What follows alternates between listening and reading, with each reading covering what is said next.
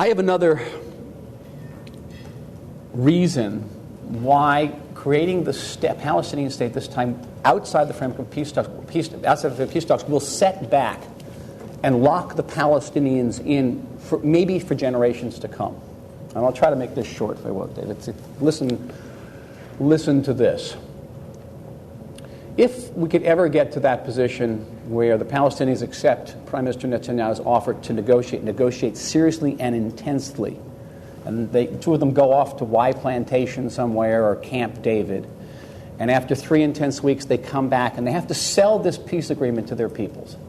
So Prime Minister Netanyahu has to come to his people and say, you have to make a tremendous sacrifice. You're going to have to give up land that has been sacred to the Jewish people for 3,000 years. As the Prime Minister said at the joint session in Congress in May, they're going to be Israeli settlements that are going to be beyond our borders. We're going to take an incalculable risk because we pulled out of Gaza in 2005. We didn't get peace, we got rockets. All right? Here we're going to place a Palestinian state not opposite the Negev desert but opposite Tel Aviv. It's a huge risk. But there's going to be a dividend. You're going to have a chance of peace for our children and grandchildren. We're going to have a chance of greater relations with the international communities, better relations with the international communities. There's going to be a dividend.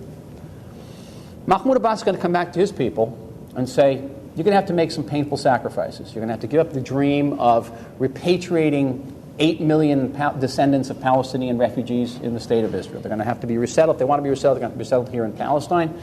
You're going to have to accept a permanent, legitimate Jewish state. Not an easy thing for them to do.